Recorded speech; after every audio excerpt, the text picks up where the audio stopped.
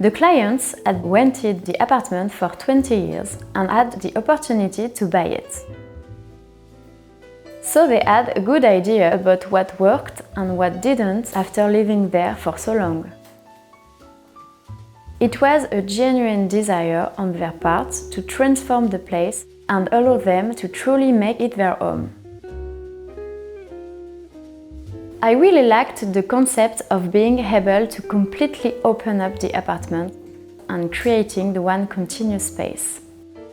They even told me they now spend much more time in the apartment. They cook more often, feel much more at home, and go out less than they used to. Which, for me as an architect, is truly rewarding. I'm Juliane Garcia, an interior designer in Paris and the founder of Maison Insula, my own design studio.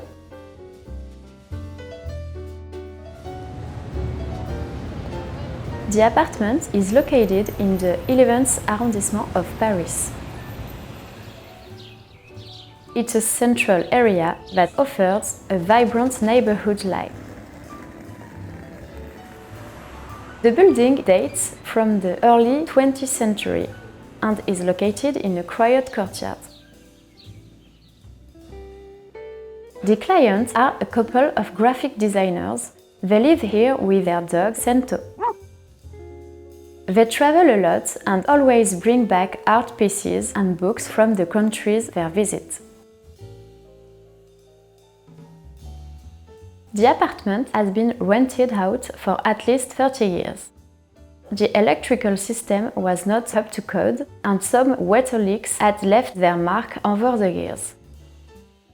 Some elements of the original structure were worth preserving, such as the molding, the imprints of old fireplaces on the floor, and the solid wood parquet flooring. The linear circulation made it feel very tight, and it was impossible to perceive the full 12-meter length of the apartment at a glance. All partitions were removed except for a load-bearing wall that houses the plumbing.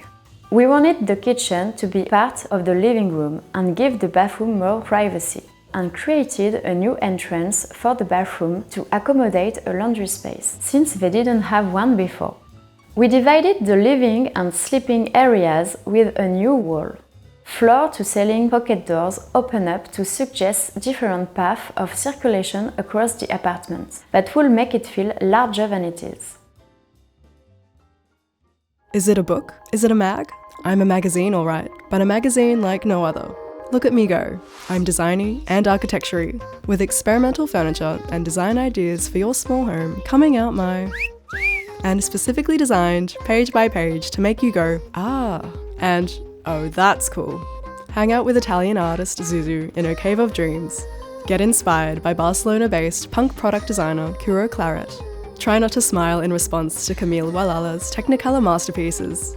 Delight in the shape-shifting, interactive and small space-friendly textile furniture of Luna Havercorn. Meet some bastards from Bangkok.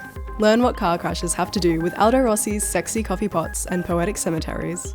Get your small homes fix with 3 very different pads from Spain, Australia and Japan, and plunge into the playfully nostalgic world of Brazilian duo Two Lost Kids. You've never met a mag like me? Subscribe now to get yours with free worldwide shipping.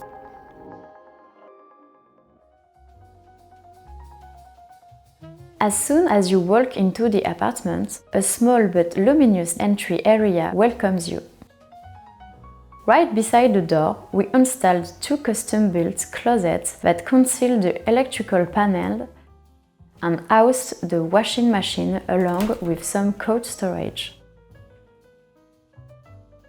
This is a high-traffic area where you might enter with wet or dirty shoes, so it made sense to do a tiled floor that continues throughout the kitchen and the bathroom. Without even leaving the entryway, you can glimpse the entire apartment. The living room is open and connected with the kitchen. Placing the sofa against the island unit helps to define the large open area. Instead of having an unused dining room, usually they will just gather around the coffee table on the sofa and chairs.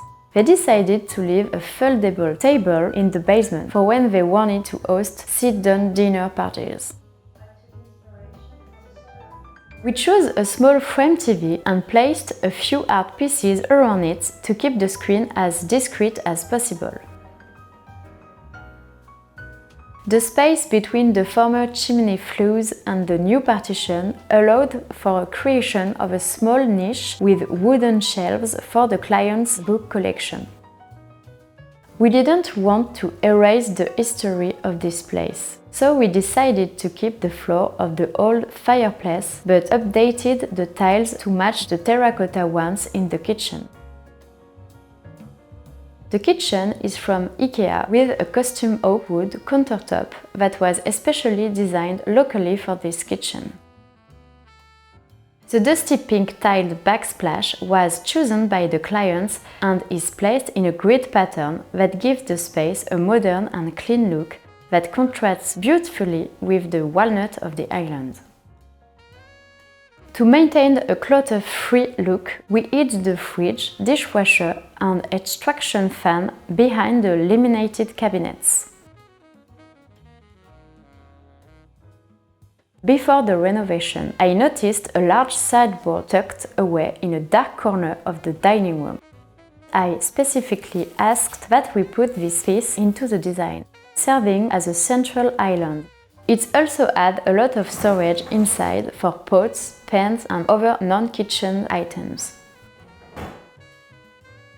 A striking chandelier hangs above the island, showcasing the work of Nama Hoffman, a Berlin-based designer. The bedroom is at the end of the apartment. It can be entered through the two pocket doors on either side.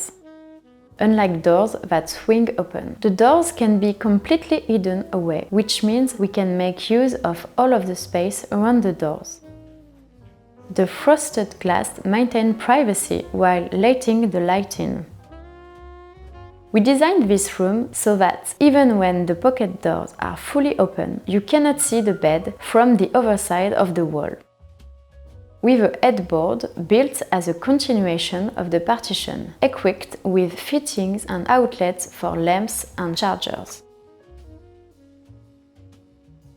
As the room is situated at the far end of the apartment, we positioned the wardrobe along that wall, adding a drawer set in the corner so as not to block a small window in that spot. This room also had a fireplace at one point, so we replaced the tiles the same way we did in the living room and created a niche for books and personal objects. The bathroom is accessible through a frosted glass door by the entrance of the apartment, which allows natural light to filter into the entrance hall while maintaining the room's privacy. During the renovation, we removed a heater that we really wanted to replace for something that looked more modern. We ended up finding a vertical heater that matched the black features of the rest of the bathroom. Beside the tankless toilets, we installed a small closet that hides the water heater and adds a bit of closed storage to this small space. I found that designing small spaces is often much more fun for me, especially because I enjoy diving into every little details. I feel very lucky to be able to share this process with my clients. It requires putting yourself in someone else's shoes to imagine and optimize their daily routines. Sign up to our newsletter for subscriber-only content and exclusive offers. Visit nevertoosmall.com/subscribe.